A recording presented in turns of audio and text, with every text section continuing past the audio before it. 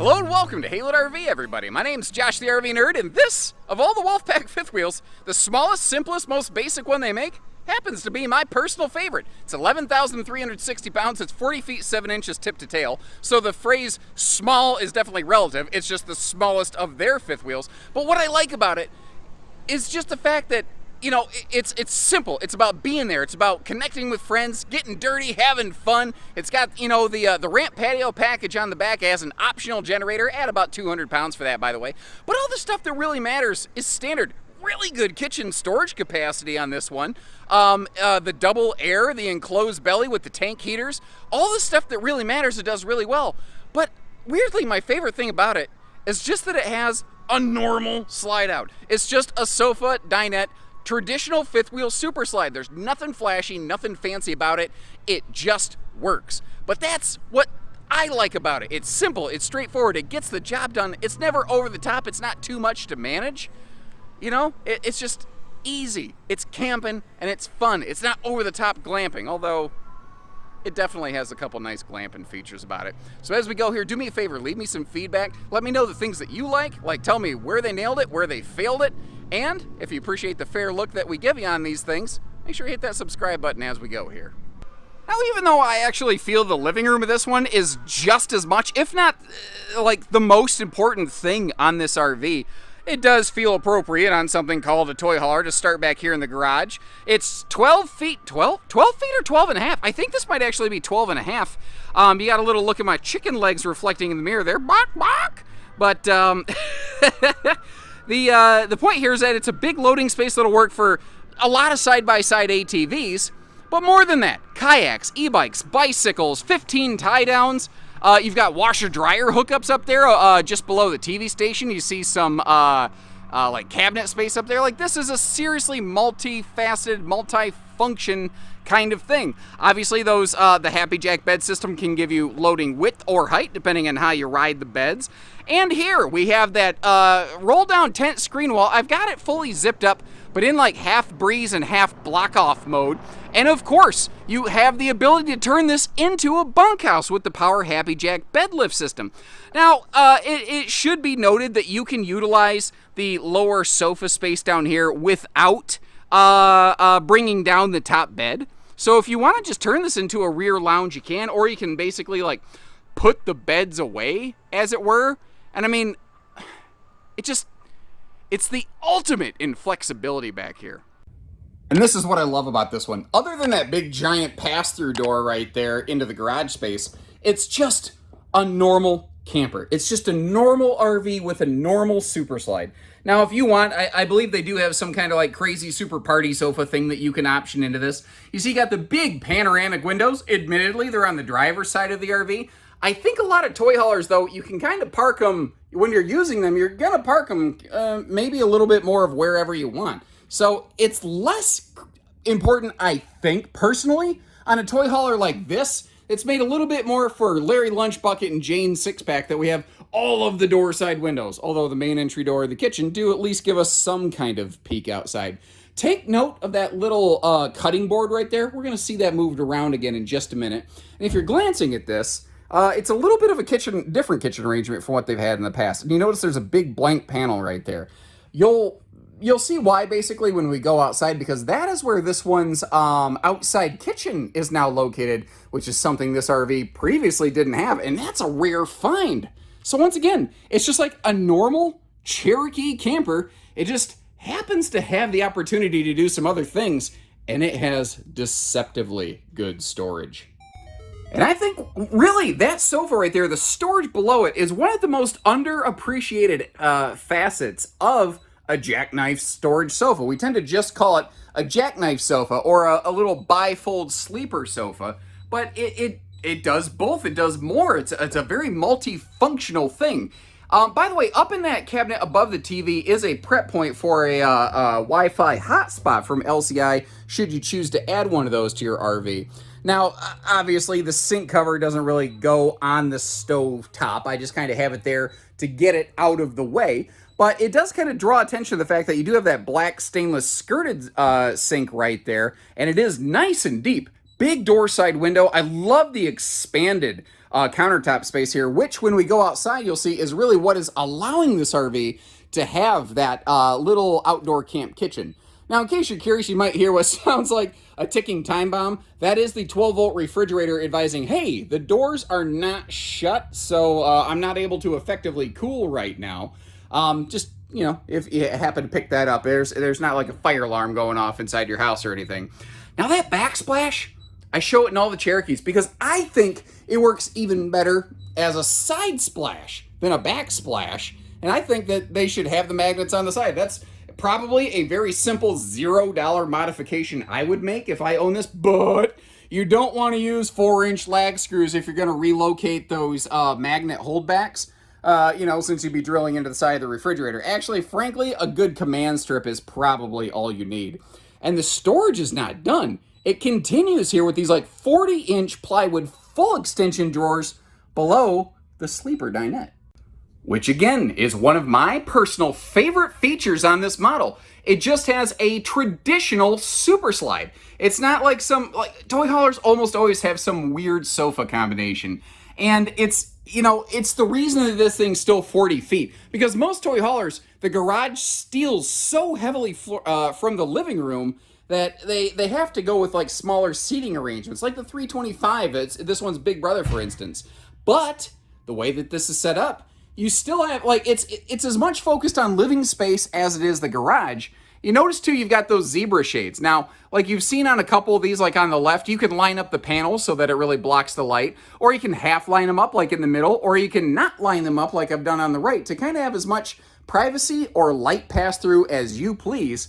And, of course, there is a sliding privacy door to close off that upper deck. And then, blam, let all the daylight in over here, right? Now, if you're noticing up in that bedroom, centralized air conditioner. Dual central AC standard on these. Has been for a couple seasons, but I think that's an important factor I want to point out, especially when you start using phrases like the smallest, lightest, least expensive Wolfpack. You start thinking, all right, what corners did they cut? It's not that. It's just it happens to be smaller and lighter. Now, this is a king bed, and it does have some very nice room to walk around it. It is an odd-sized king, however. It's a camp king, and they call it the Wolfpack King or something like that. It's 70 wide, normally, like most RV kings, but it's 76 long. It's a short king, but you notice there's plenty of room. If you went to a longer king bed, there'd still be plenty of room to walk around this thing right here. We looked at all the storage in the lower deck. Let's take a look at all the storage here in the upper deck, starting around the bed right there. But what's cool is if we look down here, they found a way, because this doesn't have a bedroom slide, they found a way to expand the bedroom storage down here below the bed by offering us a couple additional dresser drawers in addition to that easy lift like chest type storage under the headboard area there. And if you were laying in bed, if you woke up in the morning, this is kind of your point of view right here. I like to really kind of look around real slow, sweep around, give you some looks at some different things, including this over here, that extra closet space. And it does actually, it's like a bucket. It goes all the way down, so it's not a bad place to like keep some boots and some shoes, or you could kind of use it like a little bit of a laundry hamper. You could just throw yesterday's clothes down in there. And of course, if you feel like adding it, you got your TV hookups up here. And it was really, I think it was around the 2017 season or something like that, they finally really made it so that this bedroom and this bathroom interact nicely, because you used to have to walk up into the bedroom to get around the corner to get to the bathroom. But now you notice off the living room, they add that second entry door right there. And really, for me, that's like the secret weapon of this floor plan, because it gives everybody the privacy. Because again, this is a very good alternative to the common everyday family bunkhouse. That's a really cool aspect of toy haulers. And I think this one especially, with the more traditional super slide arrangement, some good headroom in here, by the way, but it feels more like just a normal Cherokee bunkhouse that happens to have a flex purpose room on the back of it. A lot of times a toy hauler, it really is just that, and the living rooms are weird and messed around and jerked around. This one just doesn't have any of those weird, glitchy hang-ups to me. Now, something else I thought I'd showcase here is the fact that Wolfpack is doing something I see a lot of customers do aftermarket, and frankly, it's probably lighter weight and probably costs less. But sometimes less expensive isn't bad. They just do some heavyweight curtains, some heavier linens on here, so that if you really want to kind of blot things out, you can. Now, obviously, it's daytime. I don't have the privacy door closed. You're seeing some light pollution, but you get the idea. If you want this to be dark and private, you have the ability to do that. And I wanted to demonstrate the fact that with the slide closed, you can slide into the upper deck to the bedroom and the bathroom. I'm not going to lie. It helps if you have not had a big lunch. It helps if you did not have a big breakfast. And you do have to kind of do a little bit of a sideways butt slide to get through there, but you can do it. And really, the one drawback to the kitchen enhancements that they've put into this one is that the new big L-shaped peninsula countertop right here, it kind of becomes a little bossy, and it does limit our travel access. Now, if you really had to, if you're careful and not doing a hacksaw Jim Duggan foot stomp, you can kind of climb the sofa to get to the dinette bench, to get over there, to get to that 12-volt fridge in transit. I'm not saying it's ideal. I'm saying that if, you absolutely have to do it, you can get over there. It's just not the most convenient thing to have happen. But showing you where something is awesome and maybe where it has a little bit of a drawback. We're fair. That's what we do at Heigth RV. Now, I mentioned earlier how this is a wide-body camper. There's most fifth-wheel toy haulers are wide bodies. Many are a 100-inch wide body, and there's nothing wrong with that. There really is not. You can make a perfectly fine RV doing that. Wolfpacks are 8.5 wide, so you're gaining an extra 2 inches, you figure, in every area of the RV at least. Not to mention the fact that when you go with a true 102-inch wide body platform, you have to have a wide body chassis. So your jack legs stick out a little further. It gives you better stability. Not to mention, the walls are better supported by things like the frame and the outrigger since they're not stretched out so much.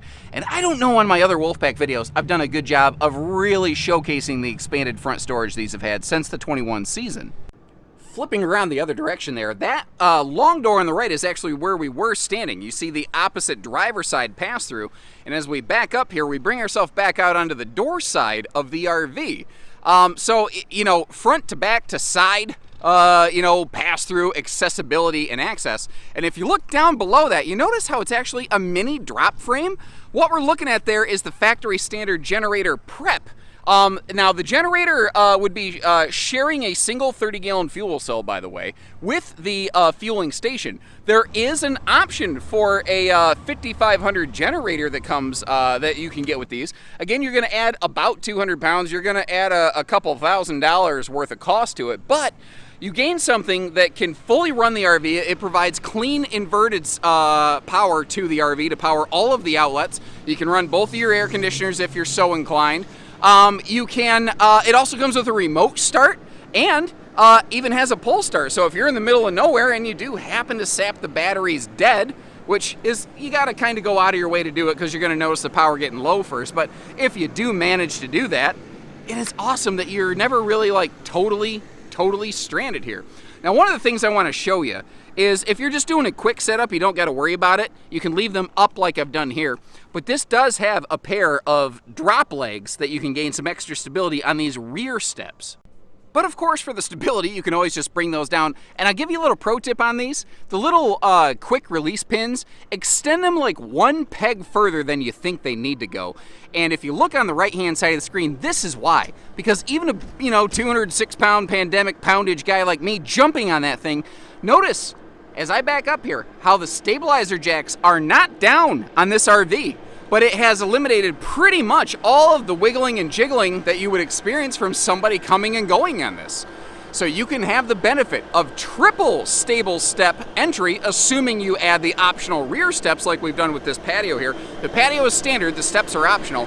You can make it simple, easy, convenient, comfortable. It doesn't bother everybody else in the rig, Now, up top here, we've got the LCI Insight Bluetooth camera in the middle, just to the left of a load floodlight right there.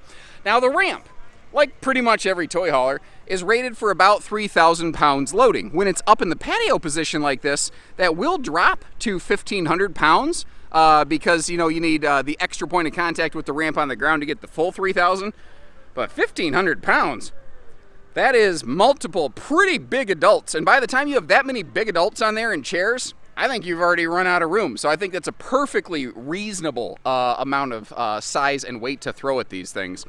Again, the 30-gallon fuel cell and the generator prep, those two things go hand in hand. They are standard, but remember that you are sharing one fuel cell, so you can't mix and match fuel. If you want different high-octane fuel for your toys, you might want to kind of plan that out accordingly and ahead of time. Now, jumping back up front here, I do want to make a quick mention of a few things. The fact that, like, the slide awning here, well, no, the slide is prepped and ready for a slide awning. I screwed myself up getting all excited about it. And we've got all of our hookups in one spot, including black tank flush, a hot cold camp shower for the folks to get the turtle slime off you, hose off before you go inside, as well as a cold water sprayer port, just like we saw by the camp kitchen, so that you can, clean the fish or anything like that. And again, the underbelly, where your tanks are located, all enclosed, and you do have tank heater pads standard on these. So what do you think? Simple, straightforward, fun. Also, the RV is kind of nice too. I might have been describing myself. Simple, straightforward, fun, I guess is, never mind. My wife would probably disagree with at least some of those. But let me know what you think about the RV. Remember, we're family owned and operated. We don't do hidden dealer fees, and when you're ready, we're ready. We would sure love the chance to work with you. So take care, stay safe, have fun, and happy haylook camping, everyone.